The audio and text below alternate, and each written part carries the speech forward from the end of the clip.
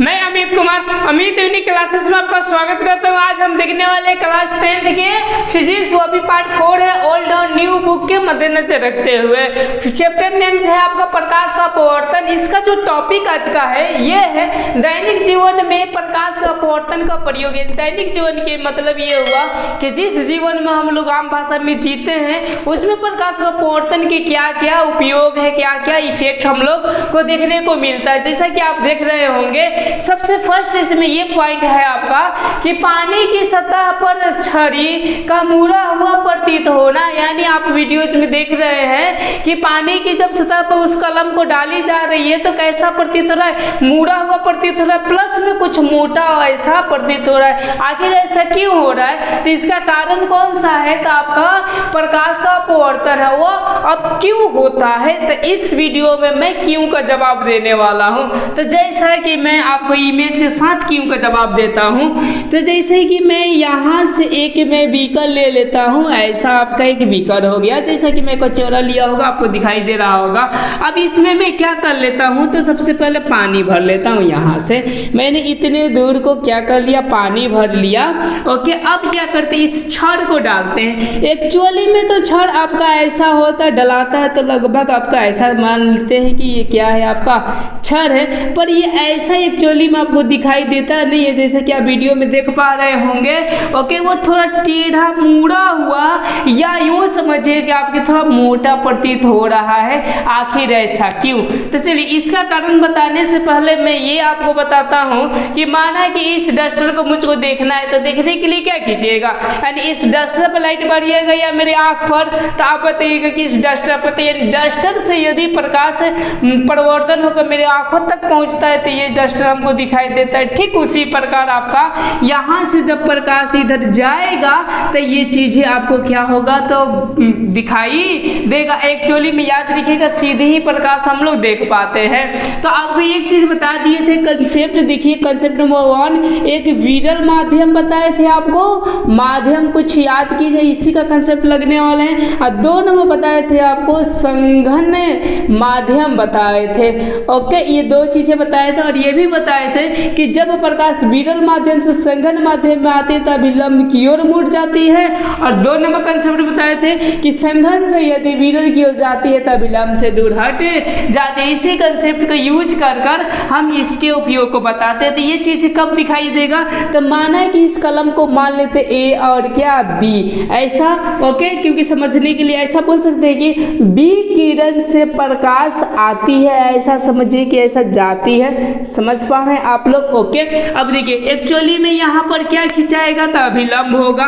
Okay, तो देखिए ऐसा आपका क्या होगा, अभिलंब होगा। जैसा कि आपको प्रकाश का अपवर्तन में बताए थे, ये देखिए इसका वास्तव में सीधा ये है, लेकिन मुड़ेगा कहाँ पे, तो इधर। इसको थोड़ा से और बीकर को मैं छोटा कर लेता हूँ, इतना और इतना कर लेता हूँ। ओके, देखिए वास्तव में ये है। ओके, दिखाई दे रहा है, लेकिन अभिलंब से दूर हटेगा तो लगभग ऐसा आएगा। समझ पा रहे हैं, यानी ये ऐसा किरण क्या होगा, निकल जाएगा।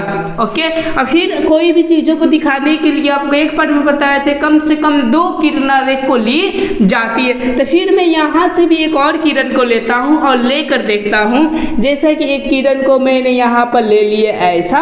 ओके, हमेशा याद रखिए तिरछा लीजिएगा, और यहाँ से क्या हो गया, ये लंब हो गया। जरा गौर कीजिए यहाँ पर आप कि ये चीजों को क्या होगा, तो थोड़ी सी देखिए, इसको जाना था इधर लेकिन जाएगा अभिलंब से थोड़ा ये दूर जाएगा। ओके, यानी यहाँ से आपका ये क्या हो जाएगा, आपका निकल जाएगा। समझ पा रहे हैं, ये ऐसा निकल गया और ये निकल गया आपका ऐसा। और यहाँ पर किसी मनुष्य का आँख होता है तो ये चीजें दिखाई देता है। और याद रखिएगा एक्चुअली हमको वही चीज दिखाई देता है, सीधा ही चीज हमको दिखाई देता है। तो देखिए ये तो सीधा है नहीं, आपका तिरछा है, तो तिरछा तो देखता नहीं है। एंड इसको हम लोग ऐसे ऐसे मिलाने का कोशिश करेंगे, ऐसे ऐसे, देखिए ऐसे मिल गया। एंड यही पॉइंट जो बी होगा ये यहाँ पर क्या होगा, चला जाएगा। एंड यूँ समझिए कि ये क्या हो जाएगा आपका B1। एंड यूँ समझिए कि यहाँ से ये ऐसा हो जाएगा। यानी समझ पा रहे हैं आप लोग कि मुड़ा हुआ क्यों प्रतीत हो रहा है, क्योंकि ये पॉइंट यहाँ पर चला जा रहा है। चूंकि हमारी आँख कभी भी सीधे ही प्रकाश को देखती है। यानी आपको ये कंसेप्ट पूरे के पूरे समझ में आ गया होगा। अब चलिए अब लिखना होगा तो कैसे लिखेंगे, क्यों का जवाब। ओके, तो इसका मैं एक मंत्र बता देता हूँ, वही चीजें लिखिएगा क्या चीज है। तो ये जैसा क्वेश्चन पूछा क्षर, ओके, तो बोलिएगा कि क्षर से आती हुई प्रकाश की किरण, ओके, क्या हो रहा है, जरा गौर कीजिएगा। ये आपका कौन सा माध्यम है, ये संघन माध्यम है, और ये कौन सा माध्यम आपका, विरल माध्यम है। तो संघन से विरल आने में क्या होती है, अभिलंब से दूर हटती है, इसीलिए क्या होता है, तो कुछ ऊपर उठा हुआ भी, मुड़ा हुआ भी और मोटा दिखाई देता है। समझ में आ गया आपको। अब चलिए लिखना कैसे है, तो आप लोग लिखिए लोग, ऐसा बोल सकते हैं कि क्षर ए बी से,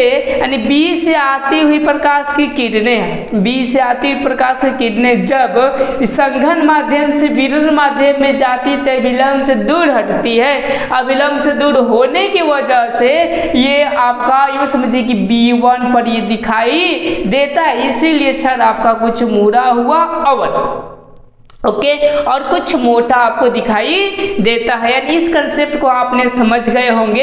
ये पॉइंट आप लोग लिख लीजिएगा।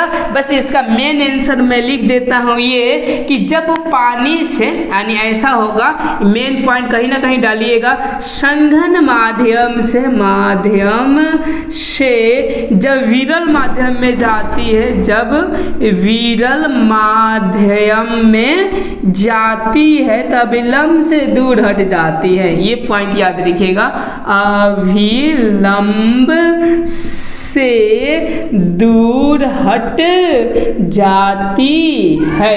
ये आपका क्या हो गया, तब मेन आंसर हो गया।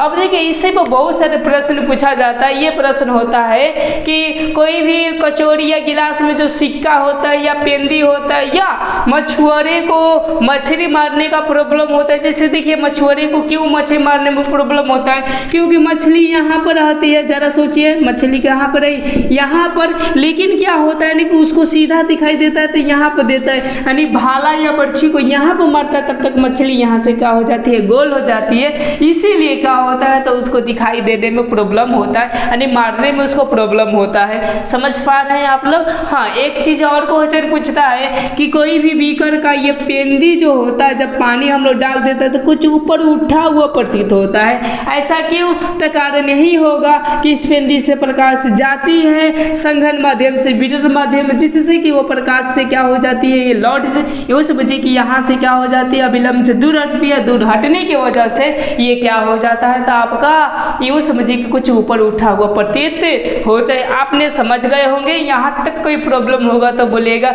इसी से आपको बहुत सारा प्रश्न दिया हुआ होता है। अगर ये समझ गए तो बाकी सब कुछ समझ सकते हैं। ओके, अब चलिए हम नेक्स्ट पॉइंट की ओर बढ़ते हैं। चलिए नेक्स्ट पॉइंट क्या चीज़ है, तो इसको हम लोग देख लेते हैं।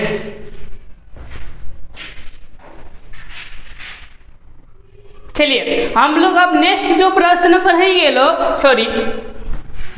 चलिए अब हम नेक्स्ट जो टॉपिक क्लियर करेंगे वो टॉपिक रहेगा आपका प्रिज्म। यानी प्रिज्म क्या होते हैं, तो चूंकि आपने देखे होंगे प्रिज्म कि ऐसा होता है, आपका तीन कोनी होता है, तीन की ओर से ऊपर का ऐसा होता है। अभी तो मेरे पास से उपलब्ध नहीं है, लेकिन मंगवाए हैं, 2-4 दिन के अंदर में आपका आ जाएगा। लेकिन मैं यहाँ पर चित्र बनाकर आपको दिखाने की कोशिश करता हूँ कि प्रिज्म होते हैं तो कैसे होते हैं। तो देखिए लगभग ये ऐसा और ये क्या हो जाता है, ऐसा, लगभग दोनों बराबर है, और ये चला जाता है ऐसा, ये चला जाता है ऐसा, ओके, और ये हो जाता है ऊपर, ये हो जाता है ऐसा, समझ पा रहे, और ये ऐसा ऐसा हो जाता है, ओके, और ये वाला आपका पूरा ऐसा हो जाता है, और ये वाला पूरा का पूरा ऐसा डॉट डॉट हो जाता है। इस तरह आपके क्या होते हैं, तो प्रिज्म होते हैं। समझ पा रहे हैं आप लोग इस पॉइंट को, ओके। यानी इसी को हम लोग क्या बोलते हैं, तो प्रिज्म कहते हैं। तो सबसे पहला ये प्रश्न आता है कि प्रिज्म किसे कहेंगे। ओके, तो देखिए आपको ऐसा दिखाई दे रहा है, यानी एक इधर है, एक पीछे है, 2 त्रिभुजाकार है। जैसे मैं आपको दिखाने को कोशिश करता हूँ कि वो प्रिज्म कैसा होता है, तो जैसे कि आपको कॉपी दिखाई दे रहा है, यानी ऐसा हो गया आपका। और यूँ समझिए कि एक इधर से होता है, 4 को तो हाथ नहीं है कि मैं इधर से भी रख सकूँ, एक ऐसा होता है, एक नीचे होता है, एक ऊपर होता है। इस प्रकार आपकी क्या पाई जाती है, तो प्रिज्म पाई जाती है। गौर कीजिए प्रिज्म किसे कहेंगे। यहाँ से देखिए देखिए ये ए को समतल हुआ, मैंने आयताकार हुआ, ऐसा बोल सकते हैं ना कि आयताकार भाग है। ये कौन सा हुआ, दूसरा का आयताकार हुआ, और ये कौन सा हुआ आपका तीसरा का आयताकार हुआ। और ये ऊपर वाला ऐसा आपको त्रिभुज दिखाई दे रहा है, ये भी आपका क्या दिखाई दे रहा है, त्रिभुज दिखाई दे रहा है। और जो होते हैं वो पारदर्शिक माध्यम होते हैं, पारदर्शक माध्यम होते हैं, यानी प्रकाश आर पार कर जा सकता है। यानी बोल सकते हैं प्रिज्म का परिभाषा ओके कि 3 आयताकार यानी 1 2 3 आयताकार और 2 त्रिभुजकार से 3 त्रिभुजकार के परावर्तक सतह से घिरी हुई आकृति को हम क्या कहते हैं, तो प्रिज्म कहते हैं। प्रिज्म का परिभाषा क्लियर हो गया किसे कहते हैं। तो चलिए मैं लिख देता हूं कि प्रिज्म किसे कहा जाता है। ओके किसे कहते हैं, तो ऐसा बोल सकते हैं कि 3 आयताकार, ऐसा 3 आयताकार और 2 त्रिभुजकार पारदर्शक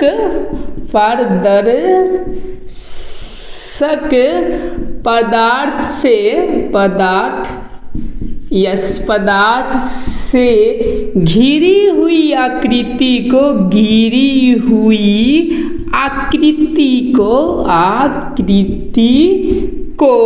क्या कही जाती है, तो प्रिज्म कहते हैं, प्रिज्म कहते हैं। प्रिज्म का परिभाषा आपका क्लियर हो गया होगा कि प्रिज्म हम किसे कहते हैं। ओके तो ये परिभाषा हो गया। इसमें मैं एक प्रमुख चीज बताने वाला हूं जो कि हम क्रियाकलाप करके देखते हैं, जो कि मस्ट इम्पोर्टेंट है, इसीलिए ये टॉपिक में थोड़ा सा आप लोगों को पढ़ा दिया ताकि इस पॉइंट को जान जाए जो कि आगे ये धड़ाधड़ यूज होने वाला है। तो चलिए हम इस पॉइंट को भी देखते हैं। यहाँ पर मैं फिलहाल में क्या करता हूँ, इसको क्लीन करता हूँ। चलिए इसको मैं क्या कर दिया, यहाँ पर आपका क्लीन कर दिया और इसके निष्कर्ष वाले पॉइंट पर हम देखते हैं कि क्या होता है। जैसा कि मैं एक कार्यकलाप करता हूँ, प्रिज्म का कार्यकलाप ऐसा। ओके ठीक है। एक्चुअली में अगर ऐसा रखी जाती है तो प्रिज्म को ऐसा रखा जाता है, ऐसा अगर इसकी आकृति बनाया जाता है तो लगभग ऐसा रखी जाती है। ओके अब मैं क्या करता हूँ ना कि इधर से ऐसा देखता हूँ, ऐसा इसको ऐसा। ओके और इधर से ही देखते हुए इधर मैं क्या करता हूँ, ड्राइंग करता हूँ। तो ये जो किरण दिखाई देती है वो लगभग आपको ऐसे दिखाई देती है। समझ पा रहे हैं, ये मैंने एक क्रियाकलाप की है। इसका बिंदु को यहाँ 2 किट मार दिए P और ये क्या मार दिया आपका Q और यहाँ पर मार दिया आपका R और क्या मार दिए S मार दिए और इसको मैंने उठा लिए। तो उठाने के बाद ये पता चलेगा कि ये आपका डॉट डॉट ये चीजें क्या हो जाएंगे, ऐसा मिल जाएंगे। तो ऐसा क्यों, तो अगर कारण देखी जाए ऐसा तो ये कौन सा माध्यम है आपका, यस विरल माध्यम है। ये कौन सा माध्यम है, संगन माध्यम है। जब इसमें से जाएगा तो मुड़ेगा ही श्योर। ओके तो यूँ समझिए कि अभिलंब आपका ऐसा होता है। मैंने अभिलंब यहाँ से देने का कोशिश करता हूँ ऐसा। ओके ये आपका क्या हो गया, अभिलंब हो गया। देखिए एक्चुअली में जाना था, देखिए ये आपका दिशा है। ओके तो ये क्या हो जाता है, अभिलंब की ओर मुड़ जाता है। अब चलिए और ये वाले में हम अभिलंब ऐसा करते हैं आपका फोन कर दिया।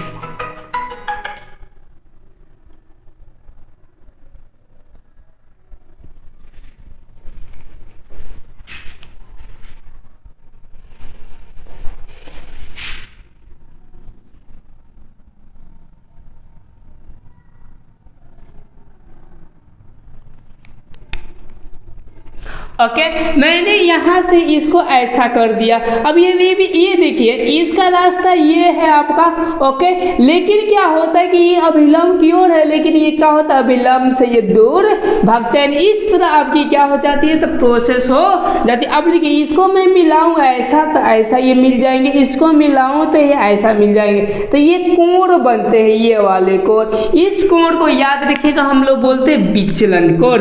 इस कोण को क्या बोला जाता है, तो विचलन कोण बोल दिया जाता है। तो कभी कभी परिभाषा पूछता है कि विचलन कोण किसे कहते हैं। तो देखिए इस किरण को हम लोग क्या बोलते हैं, तो आपतित किरण बोलते हैं, आपतित किरण बोल दिया जाता है। और इसको क्या बोलते हैं हम लोग, अपरिवर्तित किरण, अपरिवर्तित नहीं, ये निकल गया है इसीलिए इसको निर्गत किरण बोलते हैं, निर्गत किरण। अब समझिए कि किसे कहेंगे, तो ऐसा बोल सकते हैं कि आपतित किरण और निर्गत किरण के बीच के जो कोण बनता है उसी को क्या बोली जाती है, निर्गत किरण निर्गत किरण नहीं, विचलन कोण हम लोग कहते हैं। लेकिन आप लोगों को मेन जो पॉइंट बताने वाले थे, ये बताने वाले थे कि यदि प्रकाश की किरणें, कौन से पॉइंट, यदि प्रकाश की किरणें किसी प्रिज्म से होकर गुजरता है तो वह अपने आधार की ओर मुड़ता है। यही पॉइंट आपका इंपॉर्टेंट था जो कि मैं बताने वाला था। कौन सा पॉइंट, तो इसको नोट डाउन कर लीजिएगा कि जब प्रकाश की किरणें, ऐसा बोल सकते हैं कि प्रकाश की किरणें, ओके यस समझ पा रहे हैं कि प्रकाश की किरणें, ओके, जब प्रिज्म से होकर गुजरती है, प्रिज्म से होकर गुजरती है, होकर गुजरती है, तो वह अपने आधार की ओर मुड़ जाती है, अपने आधार की ओर मुड़ जाती है, की ओर यस मुड़ जाती। ये पॉइंट आप लोग नोट डाउन करके रखिएगा कि ये चीज़ें क्या होते हैं। मेन चीज़ है, मैं प्रिज्म पढ़ाने का मकसद मेरा यही था कि ये आप लोग को आना चाहिए था। आपने समझ गए होंगे कि ये प्रिज्म से जो भी प्रकाश से आपको गुजरेगा वो आधार की ओर अपना मोड़ जाएगा। चलिए हम अब नेक्स्ट पॉइंट के बारे में बात करते हैं जो कि हम लोग को सिलेबस के अकॉर्डिंग पढ़ना। ये एडिशनल था, ये थोड़ी बहुत जानना हमारे लिए क्या था, जरूरी था। अब चलिए इसको मैं क्लीन करता हूँ, क्लीन करके नेक्स्ट पॉइंट के बारे में मैं चर्चा करता हूँ।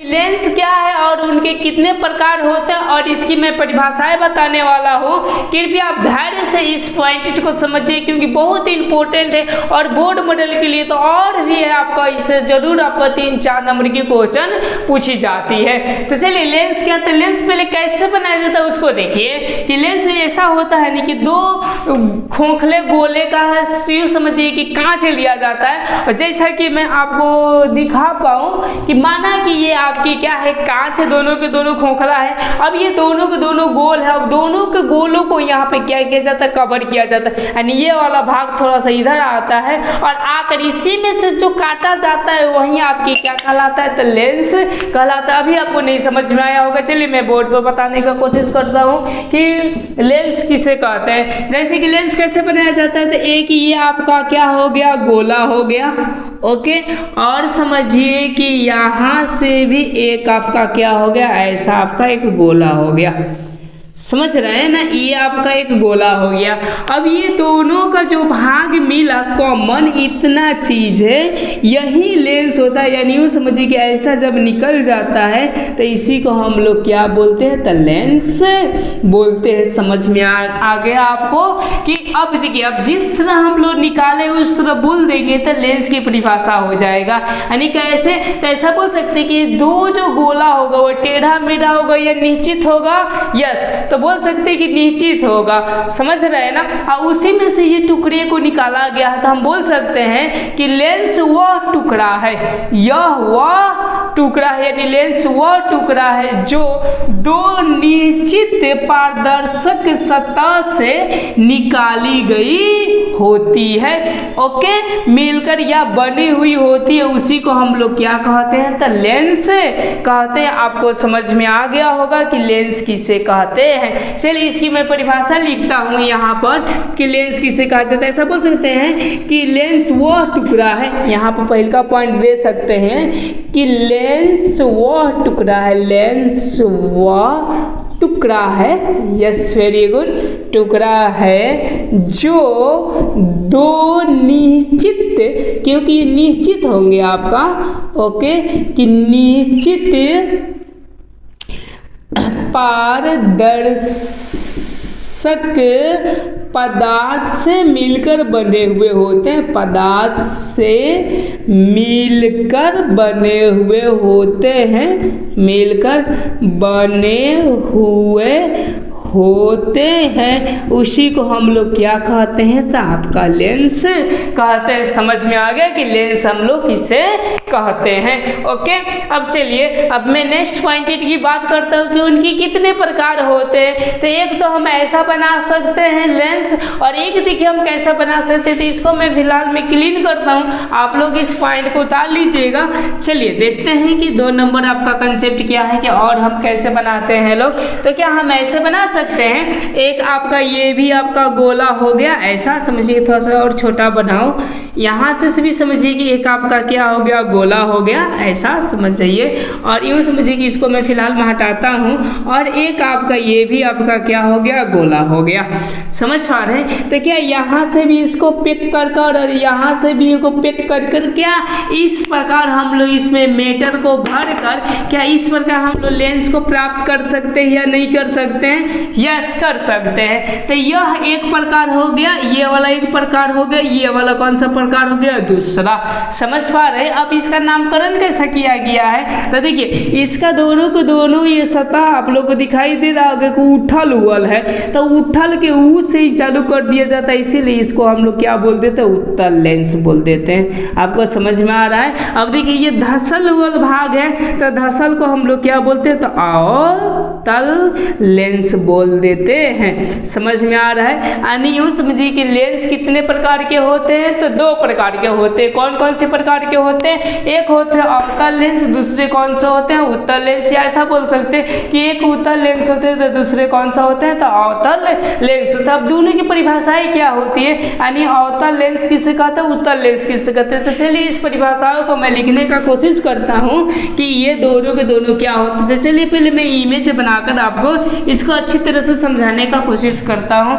जैसा कि आपको मैंने इमेज के अनुसार दिखाया कि जब ऐसा होता है, दोनों की ओर से उठल उठल होता है, इसको हम कौन सा लेंस बोलते हैं, यस, इसको हम बोलते हैं उत्तल लेंस। कौन सा बोलते हैं, उत्तल लेंस। इसकी परिभाषाएं क्या हो जाएगी, तो हम लोग बोल सकते हैं ऐसा कि वैसा लेंस जिसका सतह उठा हुआ हो, यानी वैसा लेंस जिसकी सतह क्या हुआ, उठा हुआ हो, उसे हम कौन सा लेंस बोल देते हैं, तो उत्तल लेंस बोल देते हैं। तो यहाँ पे लिख दीजिएगा कि वैसा लेंस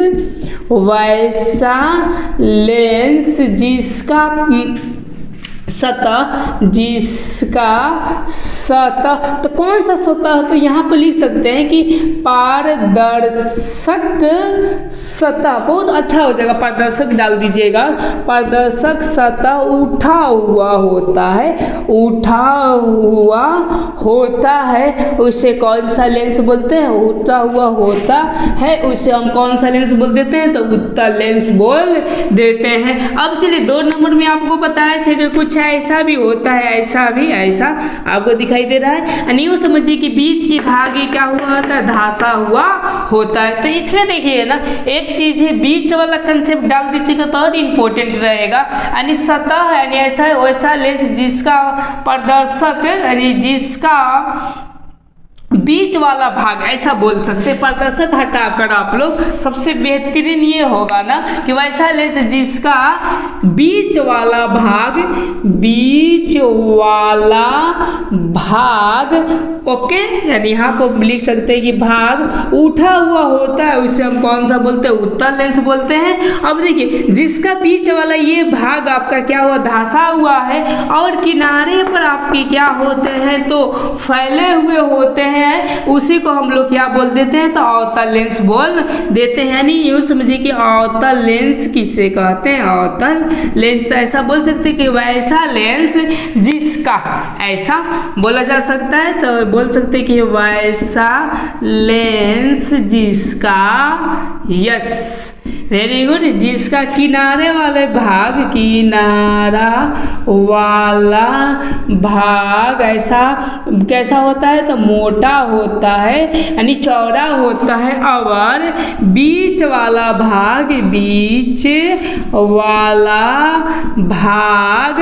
ओके, पतला होता है, पतला होता है, उसे क्या कहते हैं हम लोग? यस, इसको हम लोग अवतल लेंस कहते हैं। दोनों के परिभाषाएं भी आपका क्लियर हो गए होंगे। चलिए अब हम लोग नेक्स्ट पॉइंट के बारे में देखते हैं जो कि हम लोग को पढ़ना है।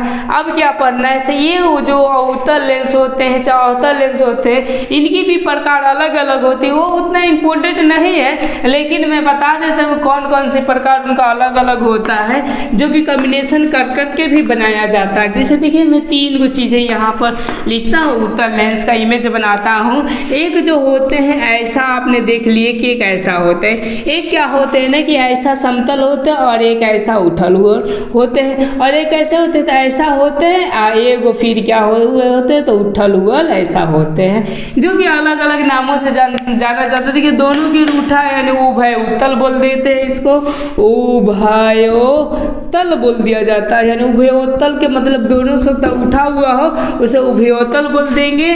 और इसको क्या बोलते हैं? ऐसा है तो इसको समतल बोलते हैं, समतलो।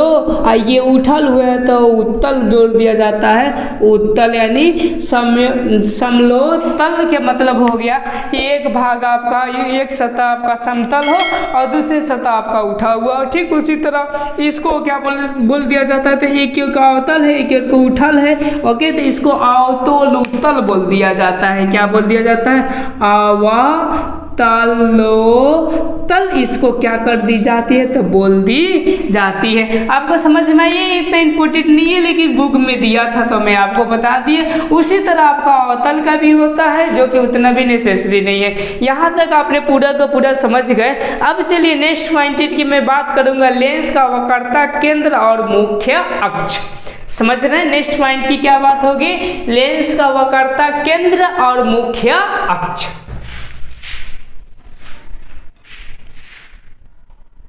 चलिए हम अभी इस पॉइंट्स को, लेंस का वक्रता केंद्र, लेंस कैसे बनता है पहले आपको ये बता दूं। तो चूंकि आप देखे थे कि आपका लेंस कैसे बनता है, तो 2 गो गोला होता है, एक ऐसा गोला होता है, ओके, और एक समझिए कि क्या होता है तो ऐसा गोला होता है, ऐसा भी। ओके, समझ पा रहे हैं आप लोग? ये भले हम मेरे हाथों से गोल नहीं हो पा रहा है, लेकिन आप लोग क्या कीजिएगा, गोल करने का पूरा कोशिश कीजिएगा। यानी 2 गो गोला कम से कम होते हैं क्या बनाने के लिए? यस, लेंस बनाने के लिए। तो चूंकि देखिए ये कब सीधा हो पाएगा? जब इसके बीच से हम क्या करेंगे, ऐसा जैसे कि डोरी आप रखेंगे और ऐसा इसको कैसे से लगना प्रकार, यानी हाथ को ऐसा बना सकते हैं, ऐसा करेंगे तब समझिए। तो ये बनाने वाले क्या क्या केंद्र होगा कि नहीं होगा? एक यहाँ पर भी होगा, एक यहाँ पर होगा, यहाँ पर भी होगा। इसको हम लोग सी से डिनोट करते हैं, को C1 बोल देते हैं, को क्या बोल देते हैं हम लोग? C2 बोल दिया जाता है। समझ में आ रहे हैं? ओके, तो देखिए दोनों के दोनों हैं, और ये क्या बना आपका? लेंस बना। समझ पा रहे हैं आप लोग कि लेंस। ओके, तो हम लोग ऐसा बोल सकते हैं इसको, यानी वक्रता केंद्र को, कि लेंस बनाने वाली 2 गोलीय सतह, यानी एक ये हुआ गोलीय सतह, एक क्या हुआ? ये हुआ। इसी के केंद्र को, इसी के क्या चीज केंद्र को हम लोग क्या बोलते हैं? तो वक्रता केंद्र कहते हैं। समझ पा रहे हैं आप लोग? फिर से पुनः समझिए कि क्या है ना कि एक ये गोला है, कि ये गोला है, 2 गो गोला से ही आपका लेंस बनता है। तो दोनों का केंद्र होगा ही। ओके, इसी को वक्रता केंद्र कहते हैं। कोई परिभाषा में लिखना होगा तो कैसे लिख पाएंगे? हम ऐसा लिख पाएंगे कि लेंस को बनाने वाली, ओके, किसको बनाने वाली? लेंस को बनाने वाली 2 गोलीय सतह के केंद्र को हम क्या बोलते हैं? वक्रता केंद्र। यहाँ पर हम लिख देते हैं परिभाषा कि वक्रता केंद्र किसे कहते हैं?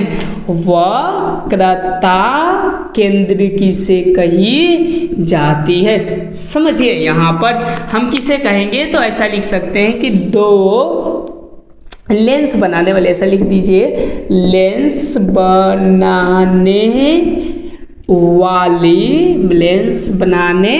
वाली 2 गोलीय सतह के केंद्र को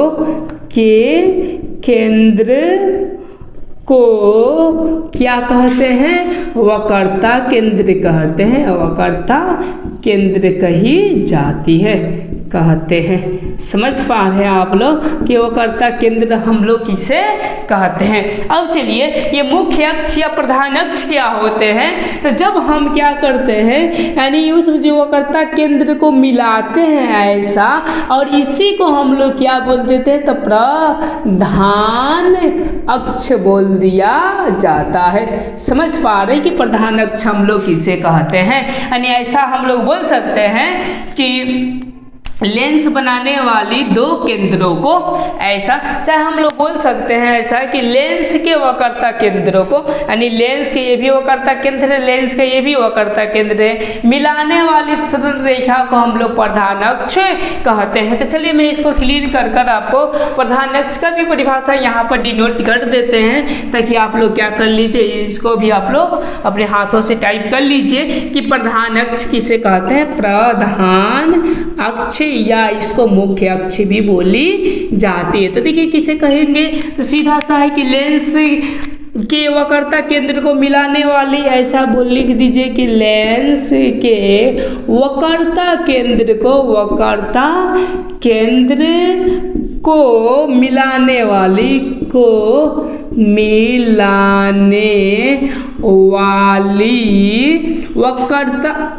लेंस के वक्रता केंद्र को मिलाने वाली सरल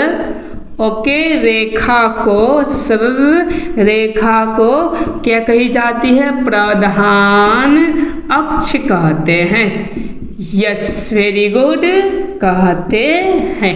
आपने पूरे को पूरे समझ गए कि प्रधान अक्ष किसे कहते हैं, यानी दोनों को दोनों आपका टॉपिक इसमें क्लियर हो गया। चलिए इसी से संबंधित हम लोग नेक्स्ट टॉपिकों को हम लोग समझते हैं क्या चीज़ है। तो हम समझेंगे मोटा लेंस और पतला लेंस ये क्या होते हैं। बहुत ही मस्ट और इम्पोर्टेंट ये टॉपिक है, इससे भी आपके प्रश्न पूछे जाए। पॉइंट को देखते हैं। हमारा जो पॉइंट है एक है मोटा लेंस और ये कौन सा है, पतला लेंस। यानी मोटा लेंस क्या होते हैं, पतला लेंस क्या होता है, इससे बोर्ड में आपका जरूर 2 नंबर का प्रश्न पूछेगा, इसीलिए इसको ध्यान से आप देखिए। जैसे कि मोटा लेंस में बनाऊं तो ये कैसा बन पाएगा, देखिए तो क्या ऐसा हो जाएगा आपका मोटा लेंस लगभग ऐसा, ओके। आप पतला लेंस एकदम छुरी की तरह ऐसा, समझ पा रहे हैं, तो वो पतला लेंस हो गया, मोटा लेंस हो गया। अब क्या किया जाता है ना, इसको डायग्राम अच्छे से डिनोट करने के लिए यहाँ से ऐसा हम लोग कर देते हैं, ओके। और यहाँ पे एक केंद्र होता है जिसको हम लोग कहते हैं प्रकाश केंद्र, ओके। जब हम लोग प्रकाश इससे प्रकाश केंद्र की ओर देते हैं ऐसा समझिए, तो ये क्या होता है, तो ऐसा ये मुड़ जाता है, ओके। समझ में आ रहा है ना, यानी ये अपने ऐसा मुड़ जाता है, ऐसा, समझ पा रहे हैं, ओके। मानिए कि यहीं पे है। अब फिर क्या होता है ना ये कि फिर ऐसा कर कर ये फिर ऐसा क्या हो जाता है, तो निकल जाता है। समझ पा रहे हैं आप लोग, यानी ये ऐसा आता है आपतित किरण और ये समझिए कि ऐसा मुड़ता है, फिर यहाँ से भी ऐसे मुड़कर ये फिर क्या हो जाता है, तो ऐसा फिर निकल जाता है। तो इसी को हम लोग क्या बोलते हैं, तो मोटा लेंस बोलते हैं। पर पतला लेंस में क्या होता है, तो गौर कीजिएगा, यहाँ से भी इसको हम डायाग्राम बनाने के लिए यहाँ से हम डिनोट कर देते हैं, इसको हम लोग प्रकाश केंद्र बोलते हैं। जब हम लोग प्रकाश केंद्र की ओर से प्रकाश देते हैं तो बिना विचलन का यदि ये बाहर निकल जाए तो उस लेंस को हम लोग पतला लेंस कहते हैं। यदि विचलन के साथ में बाहर निकले तो उसी को हम लोग क्या बोलते हैं, तो मोटा लेंस कहते हैं। चलिए मैं दोनों का यहाँ पर परिभाषा लिख देता हूँ कि मोटा लेंस किसे कहते हैं। जिस आप ही इसको लिख लीजिएगा कि मोटा लेंस किसे कहा जाता है। तो हम लोग ऐसा लिख सकते हैं, गौर कीजिएगा कि जब प्रकाश की किरण प्रकाश केंद्र की ओर देते हैं, प्रकाश केंद्र की ओर दिया जाता है, प्रकाश केंद्र की ओर देते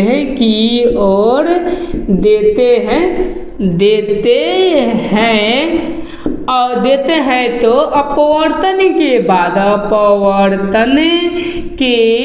बाद विचलन होकर निकलता है। विचलन के मतलब कि मोड़कर ऐसा विचलन होकर निकलता है,